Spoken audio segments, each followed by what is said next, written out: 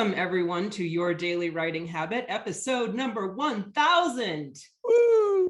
Yeah, I need like a marching band, but I don't have one. If you are writing a book or thinking about it, or maybe you've started writing a book, but you need some help getting it done, you are in the right place. Good morning, good afternoon, good whatever you're listening. I'm your host, Christine Whitmarsh. If you're looking for me online, look for Christine Inc., like that stuff we write with. Each day, I'm sharing with you the writing habits I've learned over my 20 years as a ghostwriter, book coach, and author.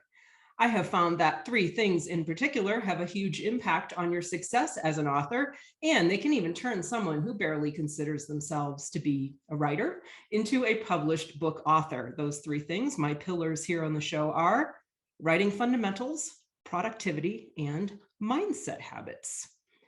And today, to help me celebrate episode number 1000 of Your Daily Writing Habit, I'm so excited to have here on the show my business buddy, Chris Brogan. And is that the right way? I mean, I really love alliteration. Are we business buddies? I'll take whatever you were going to say. You could say I was like, your next door neighbor's cousin's friend. And I'd be like, probably also true. Awesome. So business buddies it is, because alliteration. And also the fact that we're always in touch online. Chris and I first connected when he invited me to be a guest last year on his awesome podcast, The Backpack Show with Carrie Gorgone. And we've stayed in touch kind of ever since, mostly through Twitter, but also when I recently attended his 3 words for 2022 webinar, which is awesome. My 3 words, by the way, are conjure, direct, and rise. Good. Beautiful. Awesome. Beautiful choices. That webinar was very, very helpful. I just kind of stayed quiet uncharacteristically and listened to everybody else's words. And by the end, I had uncovered my own. So I'm very excited to have conjured Chris as a guest on my show today. I hope to rise to the occasion. Perfect. So here's more about Chris. Chris Brogan is the Chief of Staff at AppFire and an executive level strategist and CEO advisor, working with companies at the $100 million plus revenue range. Chris is a sought after keynote speaker and showrunner of The Backpack Show. He is the New York Times best-selling author of 9 books and counting, and he's working on his 10th, of course, because that's what authors do, right? It's like people who have lots of cats. Once you have more than 2 cats, it's a problem. I think it's the same with books. Once you have more than 2 books, you're a problem. Like you're not a normal person. Yeah, and I tell my authors, like, you're going to write 1 book or you're going to write 3 or more. 2 is weird. I don't know. About nobody writes 2. I think you're right. I think it's like the thing with 3s, which is also why I love your 3 words. It's not like 1 word for 2022 or 2 words. Like 3 just feels balanced to me. I'm with you. Yeah. So with all those things you do, Chris, how on earth, like if a random person says an elevator, so what do you do? How do you answer that in a phrase? I mean, it's changed fairly recently. I only, took this chief of staff job at the very end of 2021. So when I say chief of staff at AppFire, they always go, "Oh, what's AppFire?" I go, "Well, it's an enterprise software company." I said, "Our stuff is snuck inside 55% of the Fortune 500 companies." What does a chief of staff do is I report directly to the CEO, and I help him make the best possible choices in his communications up to the board of directors and down to everybody else in the entire corporation. So I help execute the will of the CEO, but also communicate the intentions at every turn. That is awesome. So like, what if the elevator ride is like super short? It's like 1 floor. Then what do you do? Oh, I always just tell people I'm a typist. That works. I mean, I type. Look what I do all day. I tweet, Yeah. I type, I write a LinkedIn update, I write a book, I write a slide deck. So I'm a typist. Yeah. It occurs to me, my 1 story elevator answer is I make stuff up for a living. Oh, I like it.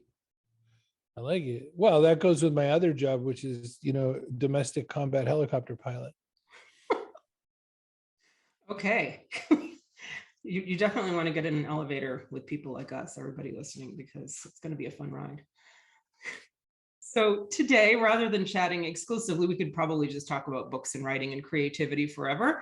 I want to talk about strategy for creatives, because that's one of the things that, obviously, speaking to your bio and your elevator pitch just now, that's one of the things that impresses me the most about you. I love your strategic mind, from your tweets to your weekly newsletter, which is one of my favorite newsletters to receive every week, by the way. Thank you. It is. And I'm going to put the links to all of this in the show notes. So I always tell everybody, listen to check out the show notes, but definitely there's going to be some good stuff. But yeah, I love your newsletter. Always makes me think. Thank you. Yeah. So let's talk strategy.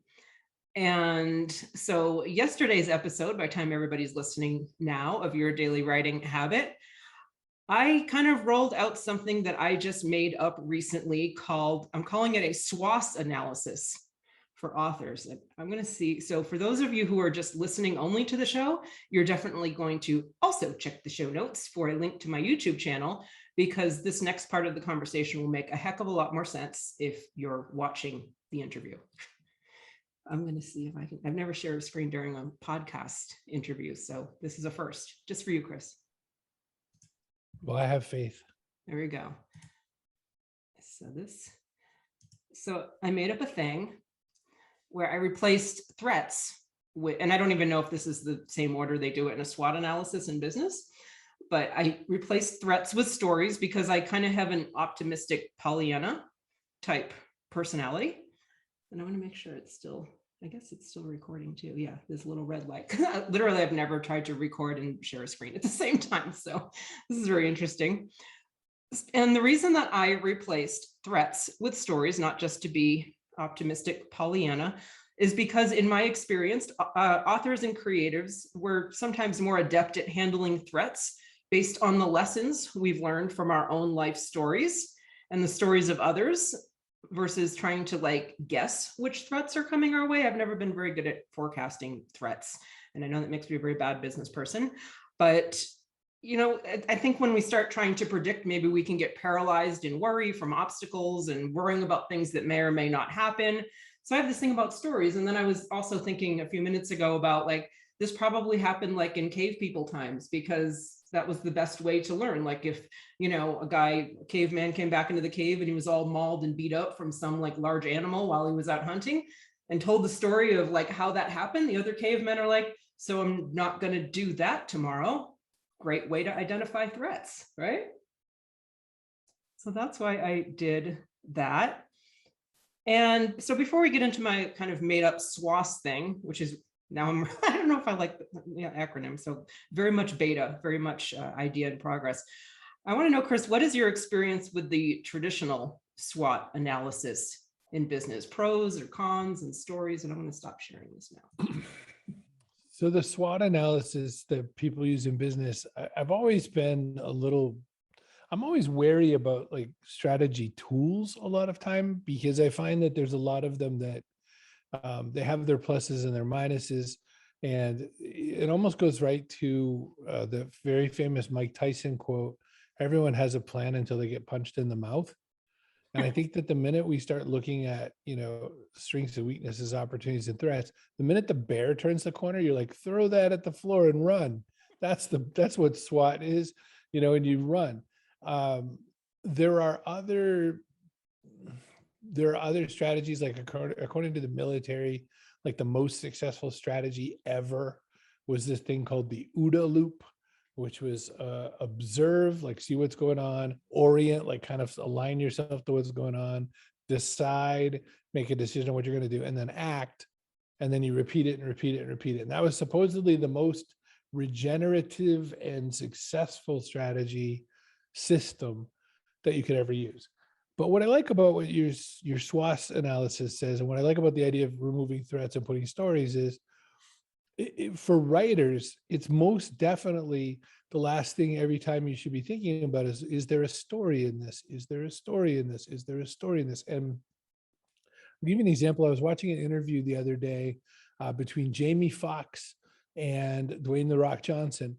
And one of the things that came up during the interview is sort of Jamie made a point that The Rock was in a lot of movies that were not especially super heavy or super deep or whatever. He was sort of teasing him about that. But he was also saying, it's not like I never see you like really working your guts out in front of a camera. And The Rock said, no, because I'm in it for the entertainment and I want to entertain people. He goes, I have ways to work out my guts and I have a therapist for that. And I thought that really, really lays out who The Rock is. He wants to entertain. And so every one of his stories is going to kind of begin and end with the mindset, are you not entertained? To quote Gladiator. So I think when I got that story in my head about that's what The Rock thinks about, I sort of snip both sides of that story and think, I'm going to use this somewhere. And this becomes a nugget. And so we writers, we're always shoveling these into the pack.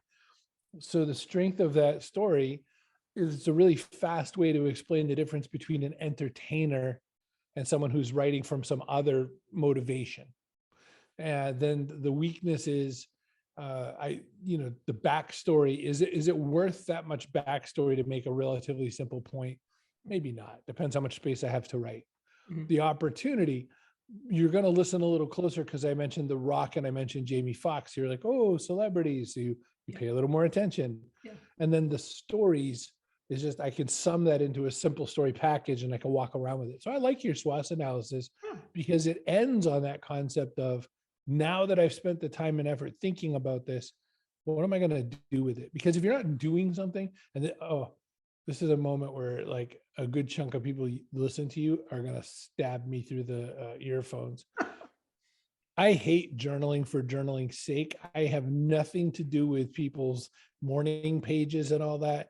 I think it's waste of time if you're just writing for no real reason. That is my opinion.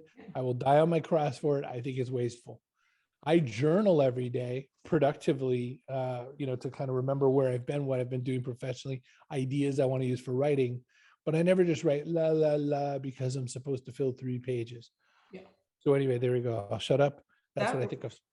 That works perfectly for my show, by the way, and for my audience, especially my regulars, because they know I'm very action oriented, very task oriented. So when I'm talking about journaling, I rarely am journaling for the sake of journaling. I'm giving questions. I'm a big fan of, like, for my fiction authors, like character journaling, like really journaling with like some sort of intent. Like, what is the purpose of the journaling?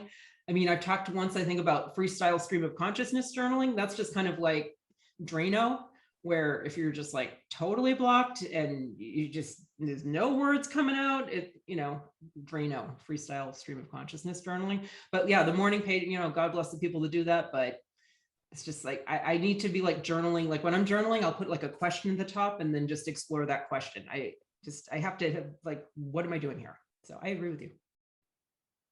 Yeah, and I like that story a lot because, and here's another great reason, and I'm glad you like my SWOT analysis that I just made up earlier. And I love that story that you told about The Rock because, and this is just really one of the great, most multifaceted things about story, as you know, you can get a million lessons from that. The whole time you were telling the story, I was just thinking about like, that's so cool that The Rock knows who he is that well. He has like that much clarity on his identity, his brand. And you can carry it over to authors where it's like, you ask like a romance authors, why don't you ever write a horror novel? Because I'm Danielle Steele. Like, why are you asking me to be Stephen King? And it's really great to have that kind of clarity on your work. So I love that about stories and there's probably 10 other different lessons depending on how you look at that story. It's funny, as you were saying that, I was thinking about the fact that Stephen King wrote romance and Stephen King wrote, his best attempt at true crime and all that. So he didn't listen to Danielle Steele. He just said, whatever. Yeah, my little made up story about Danielle Steele. I don't think anybody's ever asked her why she didn't write a horror movie. Oh, I thought it was totally real. I believe you. What are you, some kind of writer? Yeah. So it's funny. All right. So let's see. We talked about SWOS and SWOT and all the things. So moving on to the next thing I want to chat with you about. First of all, I assume we seem to read the same books. Have you read Think Again, the Adam Grant book? Oh yeah. Okay. I like that man, Adam.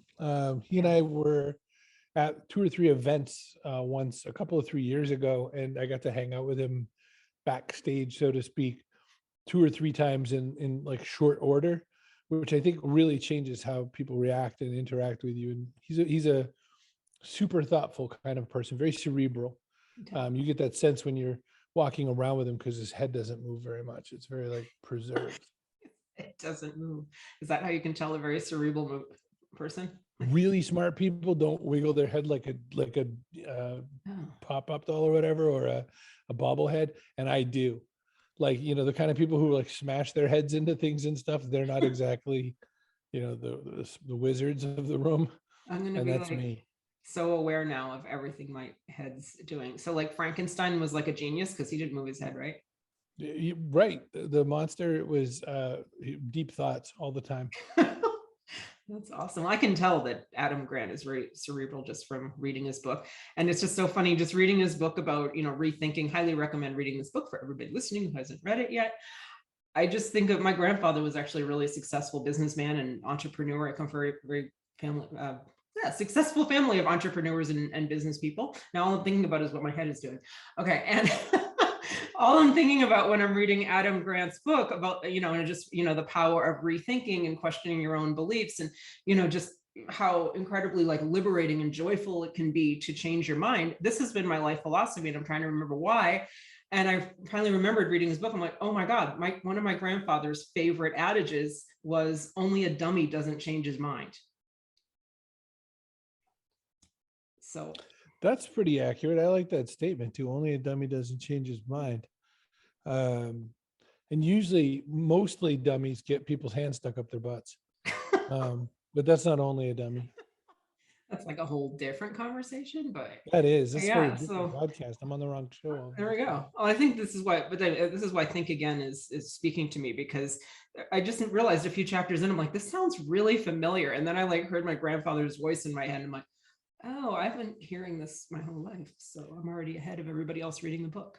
But it's really true, Christine, that there are ways to think about things, and there are ways that humans cluster around people who we feel have identical ways of seeing things, right? So we might, I tend to hang around with people who are a lot more entrepreneurial minded than people who work for the weekend, so to speak.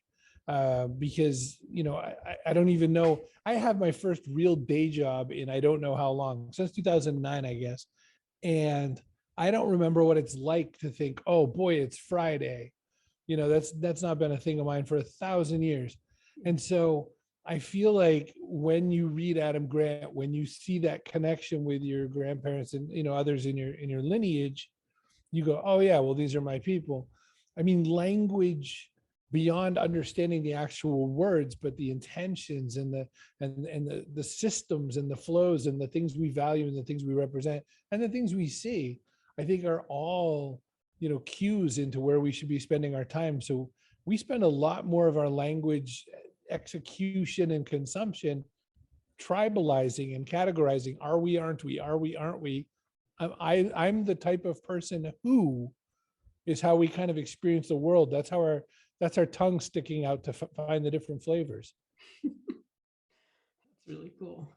And I was just thinking also like the rethinking thing, it goes with the SWOT analysis pretty well, because to be able to do that analysis, to look at your stories and look at your strengths and your weaknesses and opportunities, yeah, you need to kind of, it's like not believe the things that you thought you believed a second ago and kind of see like what's outside the wire fence. Yeah, good old George Lucas from the movie Willow. Forget all you know or all you thought you knew. Yeah, I think I've seen that memorialized on sitcoms in like funny moments of like done, like just because they didn't know anything. Oh, my goodness. So what role has rethinking, well, you just talked about how rethinking is playing a role in your new quote unquote day job now, but what other ways has rethinking played out before now in your life and career? I'll give you a fiction example. One of my favorite books ever was Ender's Game by Orson Scott Card. Now, I'll put a little disclaimer. He's got some politics that I don't agree with. I'm not talking about that. Just the idea of the science fiction story, Ender's Game, I thought was really cool. Well, there's another one called Ender's Shadow, which is the whole story of Ender's Game told from another character in that world's point of view. It's this character named Bean. So Ender's Game is about Ender, this little guy, and the third born in a family in this sort of future where you can't have third children. It's not allowed. It's, it's a bad thing. 2 is the limit. That's so weird. Based on our conversation of 2 and 3 earlier. Okay. Well, there you go. So the Ender's Game is told from this whole perspective of Ender's family and Ender's mindset and his point of view. And then Ender's shadow comes all the way back around and tells the whole story again from this other point of view. I think through that rethinking, you get a really interesting way of seeing the universe, because the reason I recommend the book Ender's Game to business people to read is the whole idea of the book is changing perspective and point of view. They're basically like kind of like a military training camp, and one of the games they're playing, Ender realizes that even though the space seems to orient based on the hallway that you were just walking through, because there's no gravity, you can change orientation however you want because there's no gravity. And so the thing he comes up with, this seminal quote throughout the book, is that the enemy's gate is down. Like, let's turn everything around in our minds so that whenever we see the enemy's gate, we'll just use that identity as down. And so it teaches you that there's more than one way to look at things. So between that and Ender's shadow, you get another whole perspective on you. There's so many ways to look at something. And I think that is a massive selling point to human growth, is that when you can only see one way, you're just never going to be as successful unless you're at a very limited job. If there's only one way to make nails that are good for house building, great. But almost every other thing in the universe, it's great if we have a couple different ways to do it.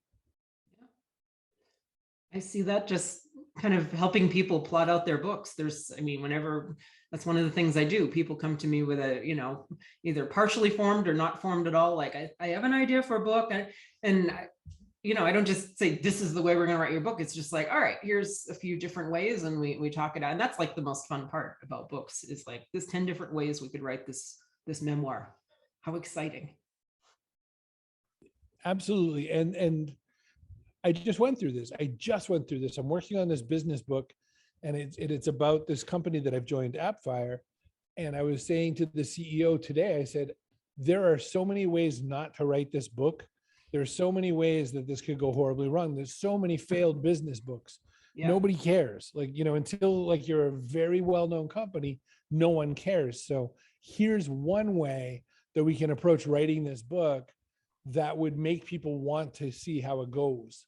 And I lined up sort of my mindset, and thank goodness he was really into it, because I had spent 5 or 6 months writing so far where I felt very smashed against the wall, because I felt like no one's going to read this book.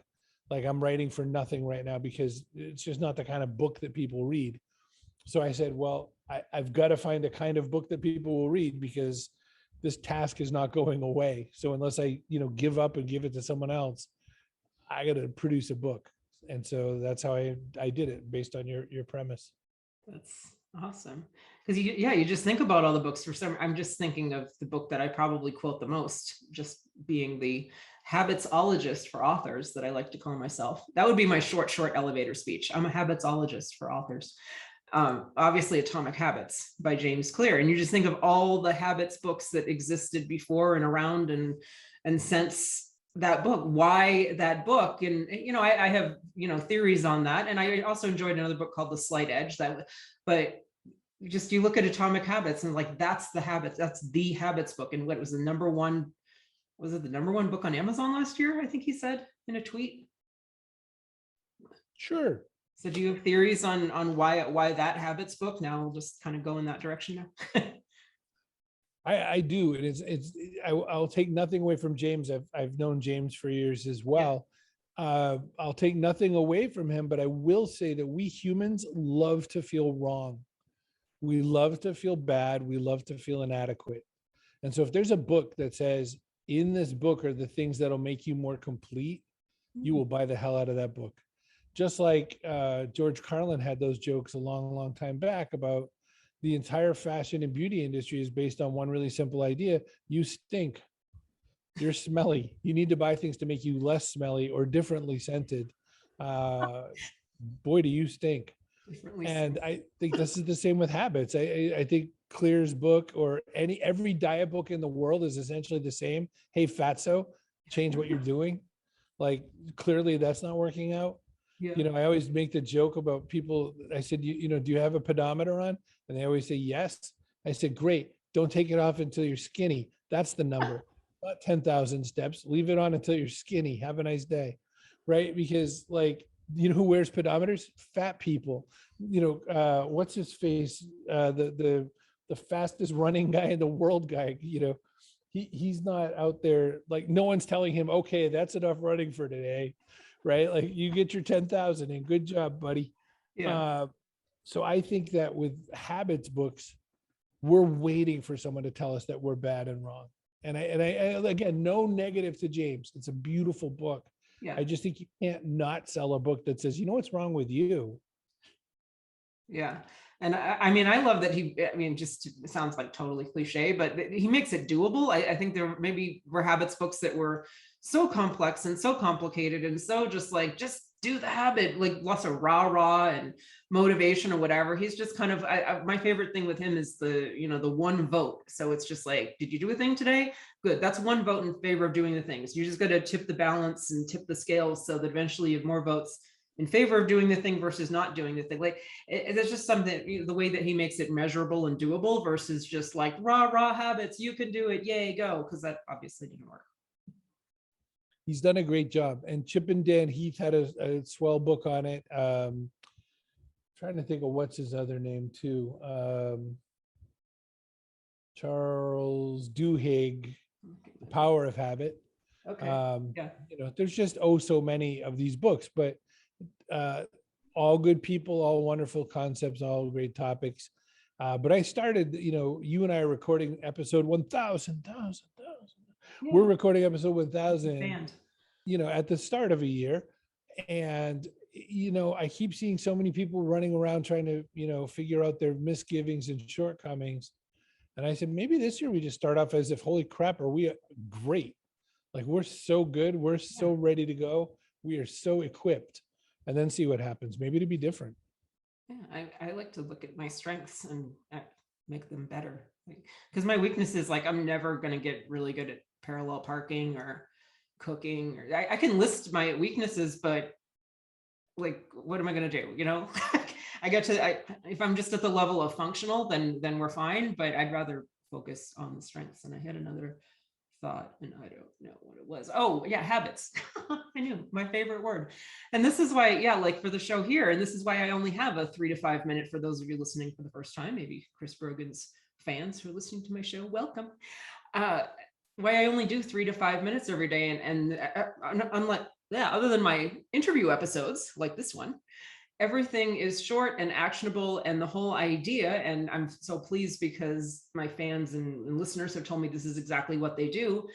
They're able to listen to the show 3 to 5 minutes every morning and then say, okay, now I have something I can use to go write my book, and then they go write their book. So they use this as the kind of habit stacking trigger to go write their book. And that's exactly how I designed the show. I didn't design it to be rah habits. Let me talk to you about habits for 45 minutes or anything like that. It's like, here, do this thing, write your book, go. That's what they do. Every author I know, every aspiring author I know, buys 10 or more writing books. And some of us, if we've been around at it for years, then suddenly we have 100 or more writing books because they multiply. Yeah. But the one above all for me ever was Stephen King's On Writing. Yeah. That was probably, I was just trying to think, is there any other book that gave me any better advice? And the real advice out of that whole book, which I love, I always tell people, buy it. And if you're a huge Stephen King fan, read it all. If you're not, rip it right in half at the very beginning.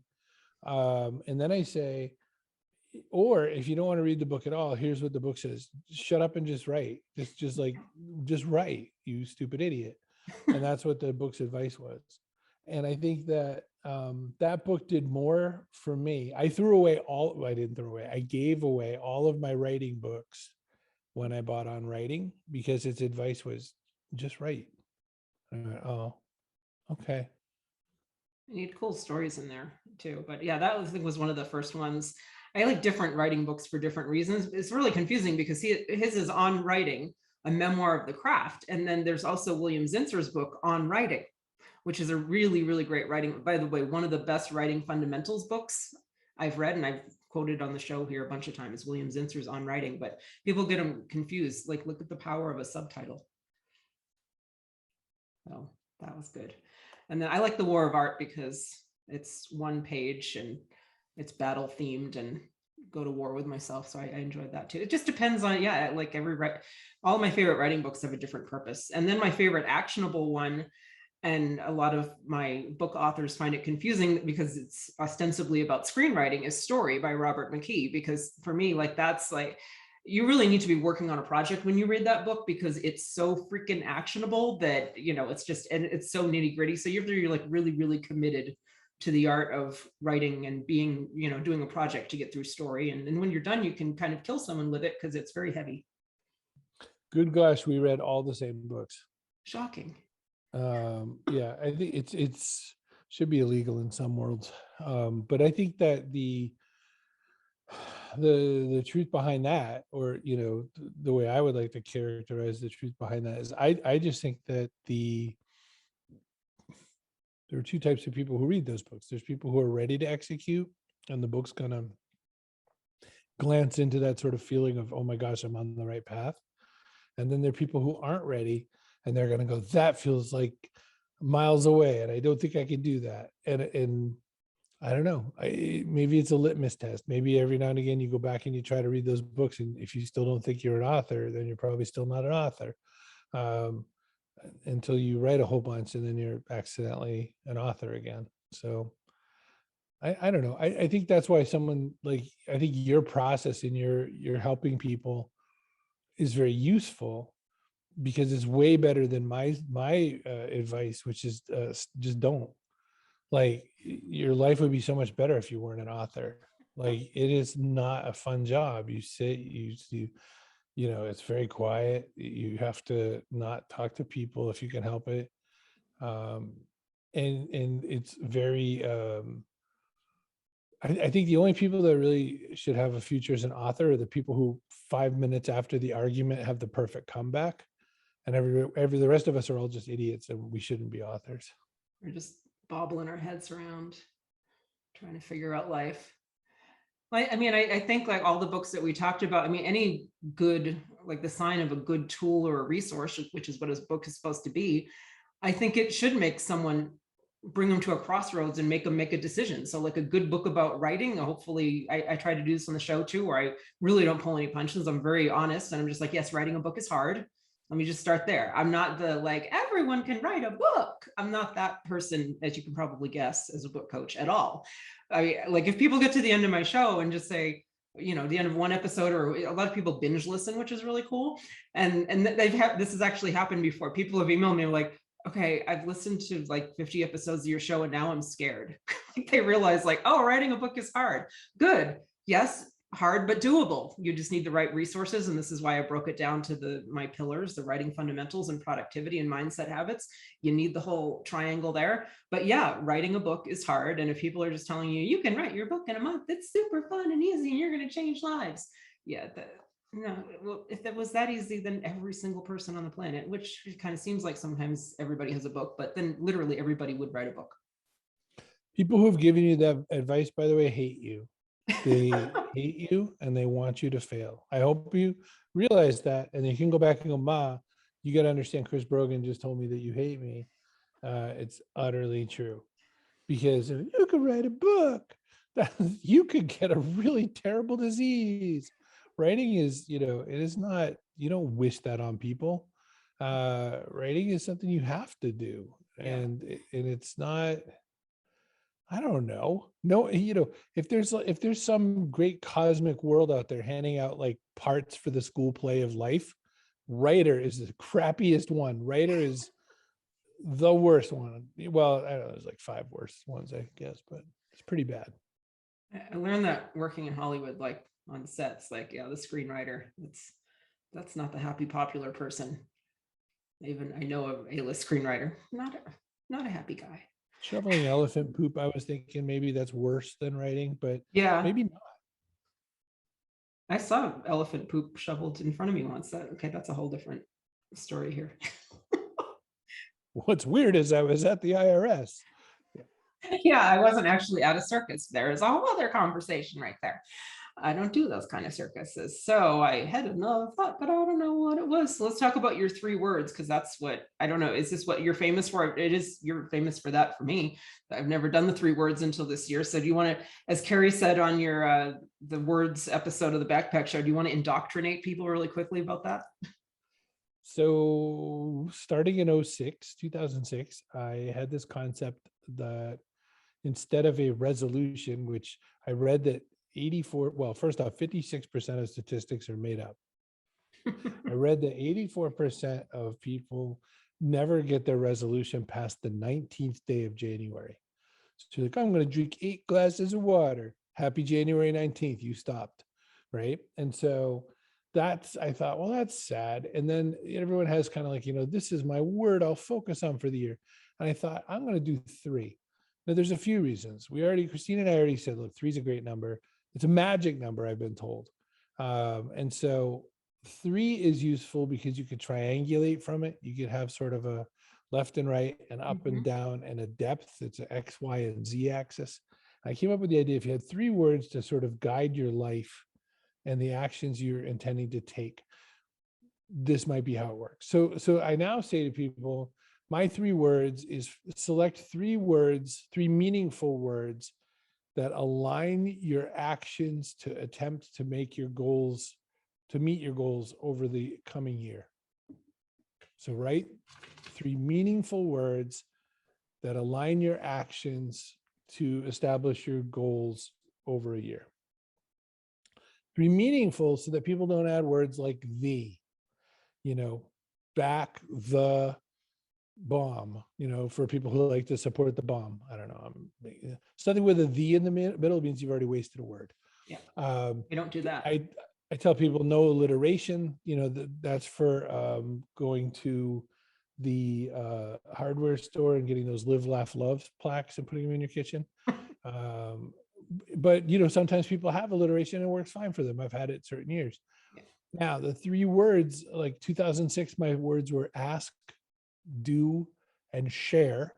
Ask a lot of questions, ask a lot of people for help, ask in any way I can think of. The word ask is how I used it. Do was very much the Yoda thing. Do or do not, there is no try, just do. Because we procrastinate so much. Oh, I don't know, maybe I'm not ready. I did, and if I failed, I failed. And so that was big. And then share was no matter what happened, keep sharing the output. Oh man, I tried this experiment. Ooh, did I fail? And I would share. And that's another thing about writers. If you're using your tools, you should be out there sharing as often as you can. So that was 2006, very successful. 2007, I got clever, tried to make 4 words. Nope, failed. 2008, I think it was, I tried for a different kind of 3 words and I was not, I tried to be super clever with them and I failed. 2009 was one of my best years ever. Great, easy words. So 2022, I picked 3 words. My first is scout. And I tend to tell people use use verb words more often, make an action, not a statement. But I needed a noun word because I kind of wanted to identify in a different way. And so I wanted to be a scout, someone who scouts ahead of the main troops, someone whose job isn't to do everything, but is to kind of get the lay of the land and bring it back. And so that reminds me, I don't have to do everything. I just have to scout, bring back my report, and then we take action based on it. I don't have to solve it even. I just have to report it. And so that's scout.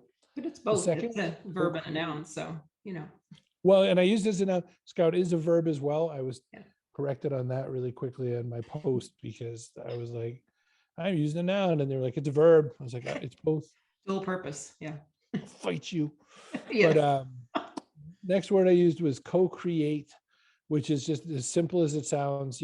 How can Christina and I co-create a meaningful episode for you? There you go. And then the third is a word, barely, called pluses.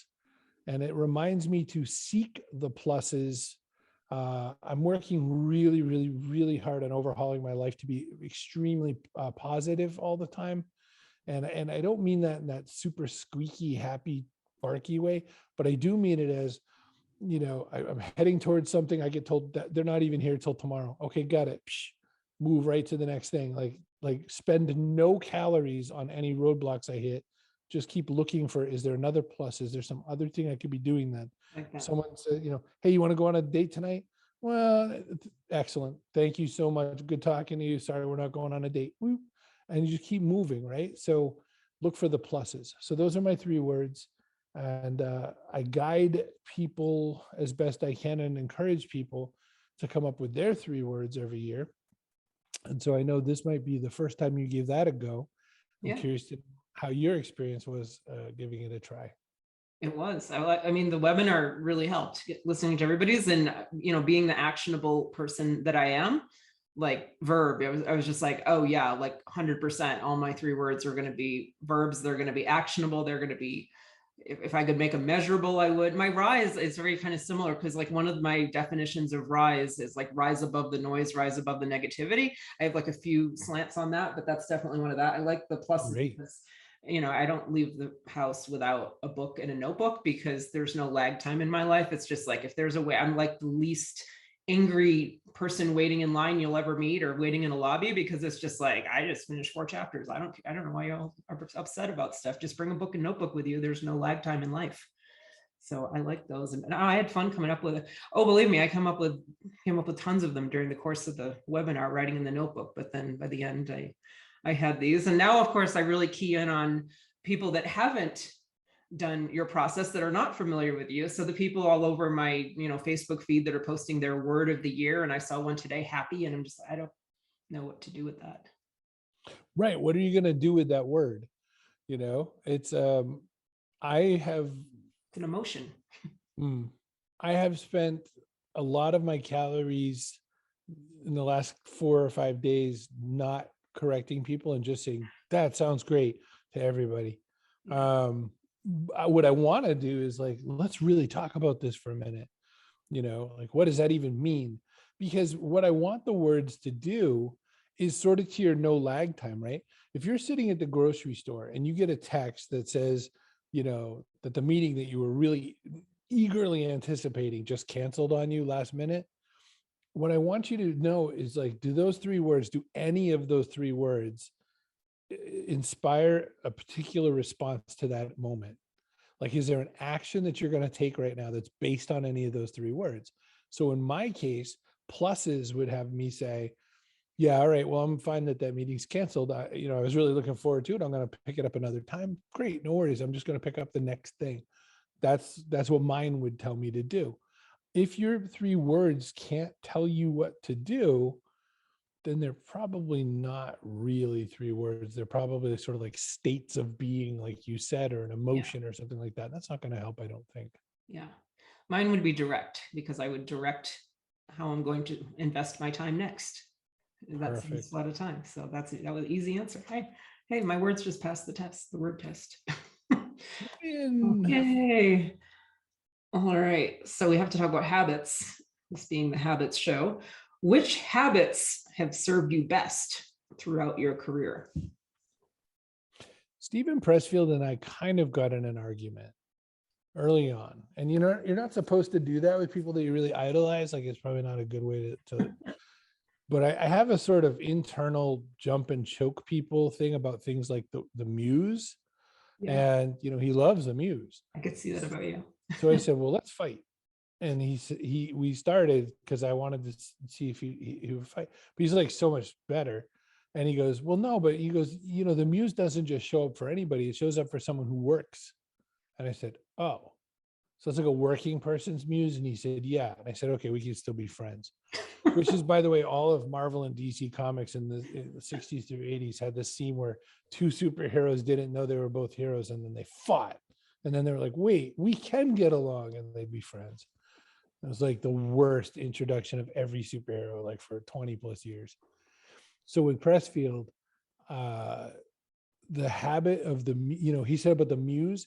So I have spent my life fighting everything that people give for advice about write at the same time of day, write in the same tool, write in the same uh, uh, position, or whatever, use the same music. Like I always make it so that I should never be beholden to a particular technology, particular time of day, particular anything, because I basically wanted to build an excuse removal system, which is, I guess, almost the opposite of habits, right? What's the opposite of a habit? It's an excuse. So I wanted to make an excuse removal system for what would make me say to someone, I didn't get my words in today. And if the answer was something stupid like, well, I didn't have internet access all day and my writing's only up on the internet, that would be an excuse. So I write in tools like Evernote or like Google Docs, where you can have the offline mode so I can have the doc open. I write in any kind of a tool that I can use with or without my own device, as long as I have web access. Or those weird tubes full of ink or graphite or whatever, those I guess work. I mean, if this is all I had, I would write a book on Post-its. Right. See, Who is it? William Carlos Williams used to write poems on prescription pads.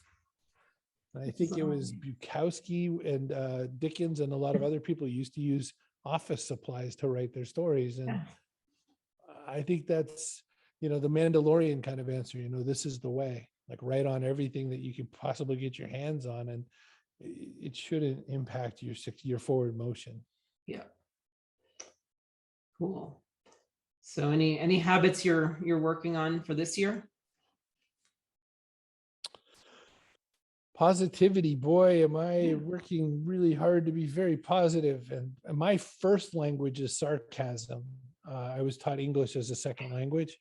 So is this a New England thing? Is this a Massachusetts thing?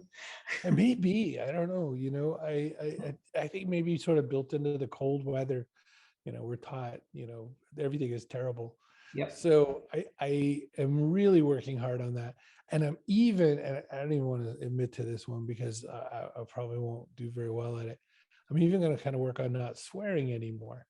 And I love to cuss. I love very colorful, flowerful language.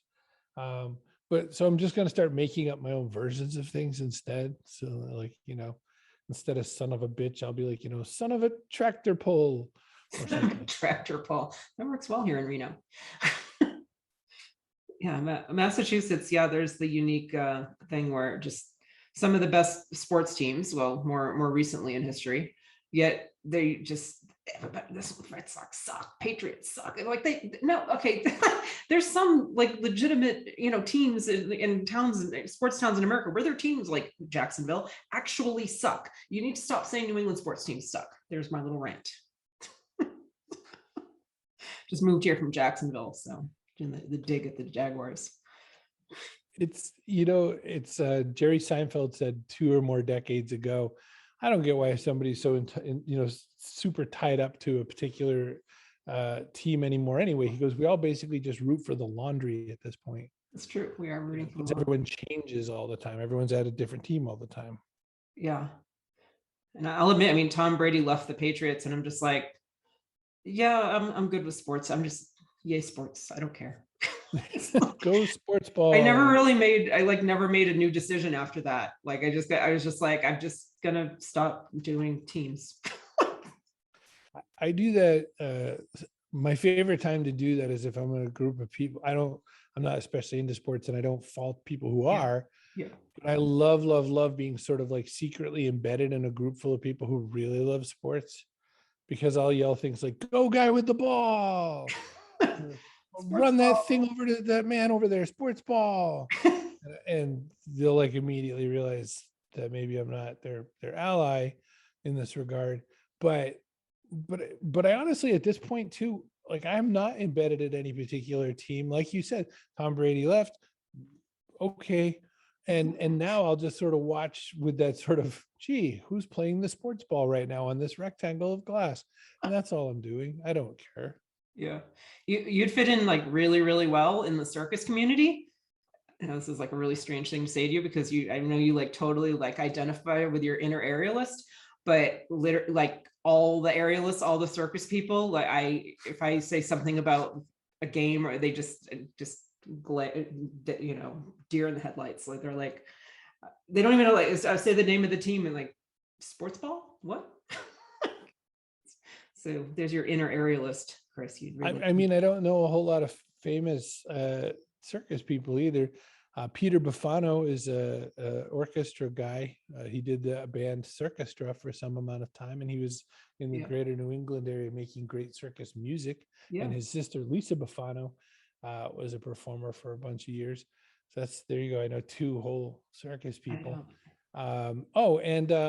We interviewed Andrea. I'm not going to remember his name. Kevin, what's his face, who's Ringling Brothers' youngest ever ringmaster. Oh yeah. But that's it. That's all I got. There goes my circus knowledge right there. Yeah, and you introduced me to a circus friend, Andrea, another backpack show. Yes, we are like such buddies now. So many reasons that I am so glad to know you, Chris. Well, thank you. I made a friend. Business buddies, you said. We are business buddies because you found me another circus freak, and you can never really have too many circus freaks in your life. I've heard rumor that they shall inherit the earth. So yes. I'm going to believe it. I think I read that somewhere. Yeah. So how do you want people to connect with you? There's all the ways. I mean, Twitter, you seem to be very accessible, and I'll put all the links that you want me to in the show notes, especially to your email newsletter. But how do you want people to connect with you, and why would they want to do so? I think meaningfully. I would like for them to connect with me meaningfully. And if you, if you bought a glycerin soap bar, the kind that you can like really see right through, and you put your message in the midst of it, I would read it. I would. But no, I mean, if you want to reach me, email's fine, chris@chrisbrogan.com, Twitter's fine, @chrisbrogan. Anywhere you see me, except for like the men's room, feel free to say hi, because I'm super approachable and personable. I am an introvert, but I don't run away super fast because I'm fat. So like you've got it made. You can hunt me right down. And I think as far as why would you connect, I don't know. Like maybe I took your money, or maybe you want my predictions on the future, or maybe you want to know the other half of that weird joke about Darth Vader, a nun, and a scorpion walk into a bar. So to recap what we've learned today, 3 is the best number. Don't move your head too much, or else people will think you're stupid. And you can't have meaningful interactions in the men's room. Those are the 3 major things that we've learned today. I will tell you a men's room story. So I was at TechCrunch, whatever it was called, some TechCrunch event, the first ever one. And my friend Chris Smith comes out of the bathroom and he goes, "I just learned something super important." And I go, "Okay," because he's coming out of the bathroom. So this could, the answer after that sentence could be anything, right? Yeah. He goes, "Here's what I learned." He goes, "So this, by the way, for ladies, maybe who aren't as skilled in men's rooms, I might be breaking some news to you." So he says, "So I'm at the urinal, and I watched this startup guy come in, go right to the urinal, pee, and leave, and he didn't wash his hands." And he was like, "Ugh." And he goes, "And then I watched this rich guy." He named the rich guy, but I won't say who. But he's like, this really, really, really rich guy walks in, washes his hands, then goes to the urinal, then washes his hands and leaves. And he goes, "And of course, unless you're lying, you know what you do. You go to the urinal, you do your business, then you wash your hands." Yeah. He goes, "But just what you missed is you just put your dirty hands on your business. You know why that guy is a super billionaire millionaire? Because he washes his hands before he touches his business." And I said, "Oh my gosh, I'm never going to forget this story." This is awesome because I have something else. I have things in common with Adam Grant because of my grandfather thinking that way. And I've been obsessed with hand washing since I was a child. That's why I briefly went into nursing, which is like that's in my memoir, The Power of the Curve. Anybody wants to know why I randomly went into nursing? But I was like washing my hands so obsessively as a child, like 4 years old, just like every 10 minutes, that people would say to my mother, "What is the matter with your daughter?" A Four-year-olds good healthy don't dose of do- OCD. Yeah, so I have things in common with billionaires. That's always a good sign, usually. You could be rich now. Yeah, give me the money. I wash my hands. All right, now I have to give you one more bathroom story. Have you ever been to those like medieval manor or whatever, where you go and you eat like chickens with your bare hands and watch people joust and stuff? They have one in Boston. They have them in Florida, all over the place in Yeah, Florida. Where there's, like, I've seen them in Orlando. Yeah. people in suits of armor, and they joust, and you eat like a crappy Cornish game hen with your hand, which to kids is the coolest thing that's ever happened in the history of humankind. Yeah. And your parents have to buy like a pewter mug for you that's like $40, you know, so you can have your Coke or your Fanta orange in a pewter mug that you're never going to use again after this day, but whatever. So in the medieval manor in Boston, there was a king and all that sort of stuff. And so this guy stands up, one of the audience stands up in sort of the middle of part of one of the performances and gets ready to kind of like head over to the bathroom or whatever. And the king says, wait a minute, everybody stop what you're doing. So the music stops, everything stops. The king points at this person and the spotlight goes on this guy. And like, what are you doing? And he said, I'm going to the bathroom. You know, like very like nervous, right? Yeah. And the king says, and you didn't think to ask my permission? And of course, you know what human is thinking this way, but he's like, oh, may I please go to the bathroom? You have my permission. Okay. So the music starts and blah, blah, blah, and all this stuff starts going. And the guy comes back to the table, and the king again stops everything. He says, you're back from the bathroom? And he goes, yes. He goes, well, did you wash your hands? And the guy says, yeah, of course. The king says, oh yeah? What color was the soap? And the guy freezes. Oh my God. Ever since that story, which when I was 11 years old, when I saw this, I obsessively know the color of the soap in the place I just used the bathroom. Okay, yeah. For however long until it fades out of my head, but it'll be like, you know, pink, like that school soap, you know? And I have imbued that in other humans who now wander around thinking to themselves, that was white soap. Well, now thanks for Sorry, putting Christine. that. Thanks for putting that thought into my head, because now I'm never going to not notice soap colors ever again. Just in case a king stops you and queries you. Never know. I was looking at my phone. See, I put the I can't tell with the glare. My 3 words are that was Carrie's idea. Thought it was a really cool idea. It's very smart. My wallpaper. Well, thank you so much today for being on the show today, Chris. We could talk for hours. This is awesome. I really enjoyed it. Thanks for such a long and in-depth interview. I feel like we went places together. I think so too. Very cool. And thank you all for joining me here on Your Daily Writing Habit, where I am helping you write and finish writing an awesome book. And be sure and drop by my Inc. Authors group on Facebook to connect with other authors like yourself. Just 7,000 reasons to check the show notes today. Thank you all. And until tomorrow, happy writing.